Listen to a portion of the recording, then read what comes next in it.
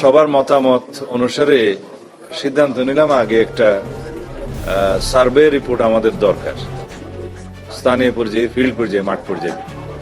এখানে বিভাগীয় কমিশনার সিলেট এর কে আহ্বায়ক করা হয়েছে, আর দুই জেলার, সিলেট এবং সুনামগঞ্জ জেলার জেলা প্রশাসক এবং উভয় জেলার খনিজ সম্পদ মন্ত্রণালয়ের যে উভয় জেলা পরিবেশের যে প্রতিনিধি, পানি সম্পদ মন্ত্রণালয়ের প্রতিনিধি, আর কাকে দিলাম,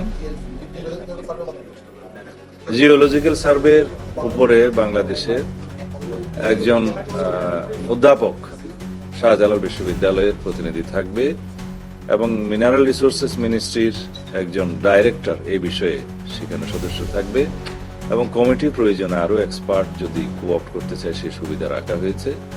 তারা বসে ফিজিক্যালি স্পটগুলো দেখে যে নদীগুলো সিলট্রিট হয়ে যাচ্ছে ইন্ডিয়া বাংলাদেশ বর্ডারে, যেখানে ওয়াটার ব্যারিকেড হয়ে যাচ্ছে, পাথর এবং বালি জমা হয়ে, সেগুলো পরীক্ষা করবে।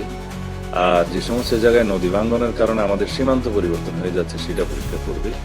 কি পরিমাণে, কত গভীরতায় এই পাথরগুলো উত্তোলন করলে পরিবেশ সংরক্ষণ করা হবে, আহরণ করলে, সে ব্যাপারে সাজেশন দিবে। এবং কোন কোন জায়গায় আমাদের পর্যটন স্পট আছে আর কি, সেই সমস্ত জায়গায়, যেমন সাদা পাথরের একটি স্পট আছে, বিছানাকান্দি আছে, ভোলাগঞ্জ আছে, বিভিন্ন জায়গায় আমরা যাতে পর্যটক আকর্ষণ করতে পারি সেটাও তারা এখানে সাজেশন করবে। সে সমস্ত জায়গায় যাতে আমরা অন্তত একটা শাসনের মধ্যে রাখতে পারি। আইন শৃঙ্খলা বাহিনীর ভূমিকা আছে এখানে, 2 এসপি কেও সেখানে মেম্বার হিসেবে রাখা হয়েছে, যাতে দুর্বৃত্তায়ন না হয় এবং পাথর লুট না হয়, সেগুলো তারা সাজেস্ট করবে। এই সমস্ত বিষয় বিবেচনা রেখে আমরা একটা এই পাথর সংক্রান্ত, পাথর আহরণ এবং পরিবেশ সংরক্ষণ এবং আইন শৃঙ্খলা নিয়ন্ত্রণ, এই বিষয়ে আমরা কিছু নীতিগত সিদ্ধান্ত নেওয়ার বিষয়ে বসছিলাম। আশা করি আমরা সমস্ত রিপোর্টগুলো পাবো এই লাস্ট অফ দিস মান্থ, তারপরে জুনের ফার্স্ট উইকে আমরা আবার বসবো। এখানে সবচেয়ে গুরুত্বপূর্ণ বিষয় হচ্ছে বিভিন্ন পাথর কোয়ারি সম্পর্কে আমাদের হাইকোর্ট ডিভিশনের 2-1টি অর্ডার আছে, জাজমেন্ট আছে, একটা সুপ্রিম কোর্টেও পেন্ডিং আছে। আর অন্যান্য পর্যায়েও যদি কোনো মামলা থাকে সেই বিষয়ে 2 জেলা প্রশাসক সমস্ত মামলাগুলোর বিষয়ে অ্যাটর্নি জেনারেল অফিস থেকে তারা তথ্য সংগ্রহ করবে, আইন মন্ত্রণালয়ের সাথে যোগাযোগ করে এই মামলাগুলো নিষ্পত্তির জন্য ব্যবস্থা নেবে এবং তার অগ্রগতি হলে আমাদেরকে পরবর্তী মিটিং এ জানাবে। আমরা যাই করব আইন মেনে এবং আদালতের রায়কে মাথায় রেখে সম্মান। আমরা ওই বিষয়ে কালকে কোনো প্রেস ব্রিফিং করিনি, তারপরেও 2-1টা পত্রিকায় যেগুলো নিউজ এসছে আমি দেখছি, যেমন আমার দেশে বোধহয় একটা নিউজ এসে আমাদের একটা সরকারি পর্যায়ে নীতিগত সিদ্ধান্ত হয়েছে যে আমরা অনির্দিষ্টকালের জন্য সেনাবাহিনীকে মাঠে আইন শৃঙ্খলা পরিস্থিতি নিয়ন্ত্রণের কাজে রাখতে পারবো না। নির্বাচিত সরকার, রাজনৈতিক সরকার দায়িত্ব গ্রহণ করেছে, আমরা পুলিশ বাহিনীকে একটা সুশৃঙ্খল অবস্থায় ফেরত নিয়ে আসতে পেরেছি বলে আমাদের এখন বিশ্বাস জন্মেছে, জনমনেও বিশ্বাস জন্মেছে। তো সেই অবস্থায় আমরা পর্যায়ক্রমে মাঠ থেকে সেনাবাহিনীকে প্রত্যাহার করার জন্য উদ্যোগ নিচ্ছি, এই কথা সত্য। তবে সেটা আমরা কিভাবে করব সেটা পুলিশ এবং সেনাবাহিনী এবং অন্যান্য সংস্থাগুলো বসে তারা পর্যায়ক্রমে সেই ব্যবস্থাটা নেবে। প্রধানমন্ত্রী, চলমান বিষয়ে একটা প্রশ্ন করছিলেন, যেটা হলো আপনিও বললেন যে পুলিশের প্রতি জনগণের একটা আস্থা চলে আসছে, এখন কিন্তু বিশেষ অভিযান চলছে চাঁদাবাজের বিরুদ্ধে, কিন্তু আমরা কোনো গডফাদারকে আইনের আওতায় আনতে দেখছি না। গডফাদারদেরকে, চাঁদাবাজের গডফাদার যারা, তাদেরকে সময় যে শেষ হয়ে যায়নি, আপনারা অপেক্ষা করেন, দেখতে পাবেন অভিযান পরিচালনা হচ্ছে প্রতিনিয়ত এবং প্রত্যেকদিন কিছু না কিছু দাগী আসামি, মাদক সংক্রান্ত, সন্ত্রাসবাদী বা জুয়া এবং অস্ত্রধারী, এগুলো অ্যারেস্ট হচ্ছে। সবার মতামত অনুসারে সিদ্ধান্ত নিলাম আগে একটা সার্ভে রিপোর্ট আমাদের দরকার, স্থানীয় পর্যায়ে, ফিল্ড পর্যায়ে, মাঠ পর্যায়ে। এখানে বিভাগীয় কমিশনার সিলেট কে আহ্বায়ক করা হয়েছে, আর 2 জেলার, সিলেট এবং সুনামগঞ্জ জেলার জেলা প্রশাসক এবং উভয় জেলার খনিজ সম্পদ মন্ত্রণালয়ের উভয় জেলা পরিবেশের যে প্রতিনিধি, পানি সম্পদ মন্ত্রণালয়ের প্রতিনিধি, কাকে দিলাম, জিওলজিক্যাল সার্ভের উপরে বাংলাদেশে একজন অধ্যাপক শাহজালাল বিশ্ববিদ্যালয়ের প্রতিনিধি থাকবে এবং মিনারেল রিসোর্সেস মিনিস্ট্রির একজন ডাইরেক্টর এই বিষয়ে সেখানে সদস্য থাকবে এবং কমিটি প্রয়োজনে আরো এক্সপার্ট যদি কোঅপ্ট করতে চায় সেই সুবিধা রাখা হয়েছে। তারা বসে ফিজিক্যালি স্পটগুলো দেখে যে নদীগুলো সিলট্রেট হয়ে যাচ্ছে ইন্ডিয়া বাংলাদেশ বর্ডারে, যেখানে ওয়াটার ব্যারিকেড হয়ে যাচ্ছে, পাথর এবং বালি জমা হয়ে সেগুলো পরীক্ষা করবে। আর যে সমস্ত জায়গায় নদী ভাঙ্গনের কারণে আমাদের সীমান্ত পরিবর্তন হয়ে যাচ্ছে সেটা পরীক্ষা করবে।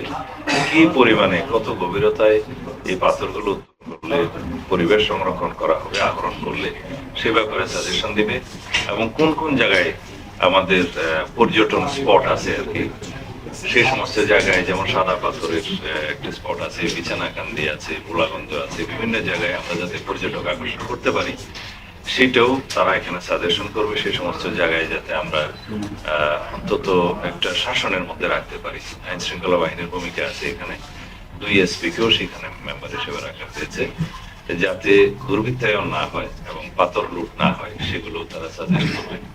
এই সমস্ত বিষয় বিবেচনা রেখে আমরা একটা এই পাথর সংক্রান্ত পাথর আহরণ এবং পরিবেশ সংরক্ষণ এবং আইন শৃঙ্খলা নিয়ন্ত্রণ এই বিষয়ে আমরা কিছু নীতিগত সিদ্ধান্ত নেওয়ার বিষয়ে বসছিলাম।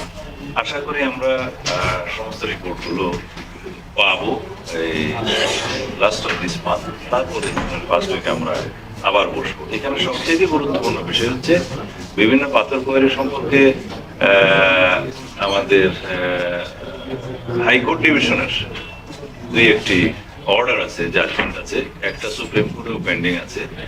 আর অন্যান্য পর্যায়ে যদি কোনো মামলা থাকে সে বিষয়ে 2 জেলা প্রশাসন সমস্ত মামলাগুলোর বিষয়ে অ্যাটর্নি জেনারেল অফিস থেকে তারা তথ্য সংগ্রহ করবে, ল মন্ত্রণালয়, আইন মন্ত্রণালয়ের সাথে যোগাযোগ করে এই মামলাগুলো নিষ্পত্তির জন্য ব্যবস্থা নেবে এবং তার অগ্রগতি হলে আমাদেরকে পরবর্তী মিটিংয়ে জানাবে।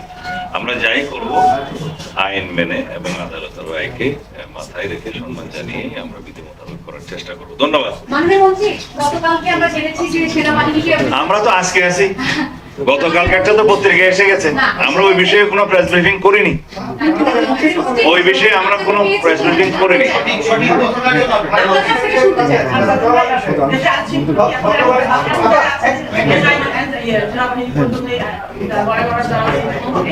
আমরা ওই বিষয়ে কালকে কোনো প্রেস ব্রিফিং করিনি, তারপরেও 2-1টা পত্রিকায় যেগুলো নিউজ এসছে আমি দেখছি, যেমন আমার দেশে বোধহয় একটা নিউজ এসে আমাদের একটা সরকারি পর্যায়ে নীতিগত সিদ্ধান্ত হয়েছে যে আমরা অনির্দিষ্টকালের জন্য সেনাবাহিনীকে মাঠে আইন শৃঙ্খলা পরিস্থিতি নিয়ন্ত্রণের কাজে রাখতে পারবো না।